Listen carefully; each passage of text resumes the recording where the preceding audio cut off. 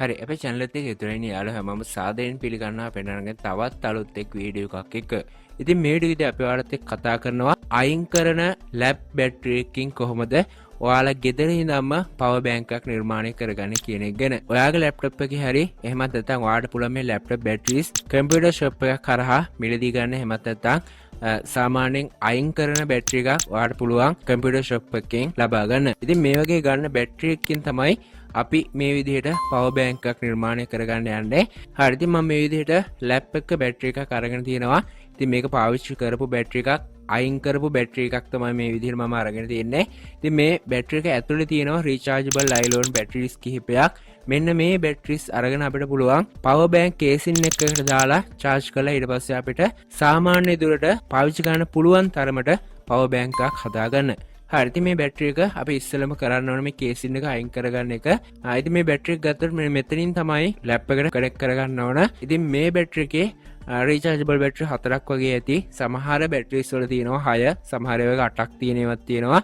ඉතින් ගොඩක් වෙලාවට 4 සහ බැටරි 6 එන බැටරිස් තමයි මම ගොඩක් වෙලාවට දැක්කේ. ඉතින් ඔයාලට පුළුවන් මේ වගේ බැටරි එකක් හොයාගන්න. ඊට පස්සේ මේ බැටරි එකේ කේසින් එක අපි ඉස්සෙල්ලම අයින් කරගන්න ඕන. ඉතින් මේක වටේම තියෙන මේ ප්ලාස්ටික් කවර් එක අයින් කරගන්න ඔයා. මම මේ බැටරි එක කපාගෙන ඊට පස්සේ වීඩියෝ එකට එන්නම්. හරි මම මේ විදිහට බැටරි එකේ කවර් එක කපාගෙන අයින් කරගෙන තියෙනවා. ඉතින් මට බලා ගන්න පුළුවන් බැටරි 4ක් මේ බැටරි එකේ තියෙනවා. ඉතින් මම මේ බැටරි ටික එළියට ගන්න ඕන. හරි ඉතින් මම මේ විදිහට බැටරි ටික එළියට ගන්නවා. මේක කැඩුණාට ප්‍රශ්නයක් නැහැ. බැටරි එකට ඩැමේජ් එකක් වෙන්නේ නැති වෙන්න ඔයා මේ කේසින් එකෙන් බැටරි එක එළියට ගන්න. ඉතින් සමහර වෙලාවට මේ බැටරි එක සම්බන්ධ කරලා තියෙන ආකාරය අනුව මේ වයර් නැති වෙන්න පුළුවන්. ඉතින් ඔයාලට පුළුවන් මේ විදිහට මේ බැටරි එක එළියට ගන්න. හරි ඉතින් ඔයාලට බලා ගන්න පුළුවන් මේ විදිහට සර්කිට් එකක් තියෙනවා. ඉතින් මේ කොටසින් තමයි ලැප්ටොප් එකට සම්බන්ධ වෙන්නේ බැටරි එක. ඉතින් අපිට මේ වගේ නම් වැදගත්කමක් නැහැ. අපිට ඕන බැටරිස් ටික විතරයි. ඒ හින්දා මම මේක මෙතනින් ගලවලා කඩලා ගන්නවා. ඉතින් මේ විදිහට තහඩුවකින් තමයි මේ බැටරි එකිනෙකට සම්බන්ධ කරලා තියෙන්නේ. මේ තහඩුව ඉවත් කරගන්න, ඉවත් කරගෙන බැටරි විතරක් ලබා ගන්න. ඉතින් මේකට ඔයාලට පුළුවන් අණුවක් වගේ පාවිච්චි කරන්න.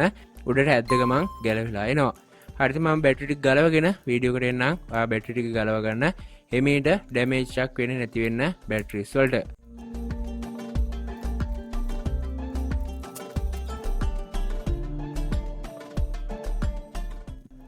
හරි මම මේ විදිහට බැටරි ටික වෙන් කරගෙන තියෙනවා. ඒ වගේම මට මේ විදිහට සර්කිට් එක බලා ගන්න පුළුවන්. ඉතින් සර්කිට් එකට අපට අවශ්‍ය නැහැ. එහෙනම් මම මේක අයින් කර ගන්නවා.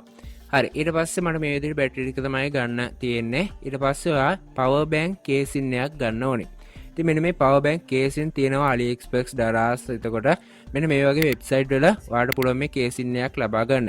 ඉතින් මේ කේසින් එක රුපියල් 500ක් 600ක් වගේ වෙන්න මට මතක විදිහට. ඉතින් ඔයා පොඩ්ඩක් සර්ච් කරලා බලන්න. මම වීඩියෝ එක අවසානට බලලා දාන්නම් කොහොමද මේ කේසින් එකක් ඔයා ලබා ගන්න කියන එක ගැන. හරිද මම කලින් අරගෙන තිබිච්ච කේසින් එකක් තමයි මේ විදිහට මම අරගත්තේ. ඉතින් මම කලිමුත් මේ වගේම ලැප්ටොප් බැටරි එක බැටරි තමයි මේ පවර් බැංක් එකට පාවිච්චි කරේ. නමුත් මම මේක ෆෝන් එක charge කරන්න නෙවෙයි පාවිච්චි කරේ වෙනත් වැඩකට.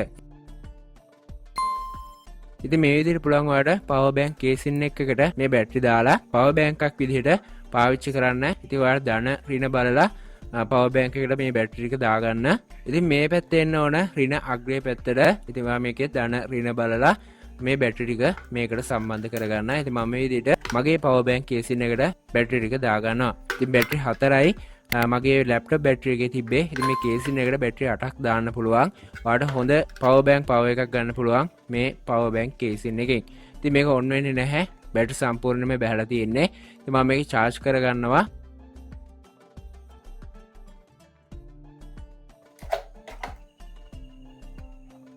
හරි මම මේ විදිහට charge එක කනෙක්ට් කරගන්නවා. ඊට පස්සේ ඔයාලට බලා ගන්න පුළුවන් බැටරි ටික charge වෙනවා 101ක් විදිහට මේක charge වෙනවා. ඉතින් මේක 100% charge වුණාට පස්සේ ඔයාලට පුළුවන් මේක power bank එකක් විදිහට පාවිච්චි කරන්න. හරි ඉතින් මේ විදිහට පුළුවන් ඔයාලට laptop battery එකකින් power bank එකක් ඔයාලගේ ගෙදර ඉඳන්ම ලේසියෙන්ම හදාගන්න. ඉතින් ඔයාලා දන්නවා power bank මේ වෙද්දි වෙළඳ පොලේ ලොකු මිලක් වෙනවා. ඉතින් මේ විදිහට ඔයාලට රුපියල් 1000ක් 1500ක් වගේ ගානකට හොඳ පවර් බැංක් එකක් පාවිච්චි කරන්න පුළුවන් පවර් බැංක් එකක් ගෙදර ඉඳන්ම හදා ගන්න පුළුවන්. ඉතින් වීඩියෝ එකකින් දෙයක් දැනගත්තා නම් කමෙන්ටයක් දාලා යන්න.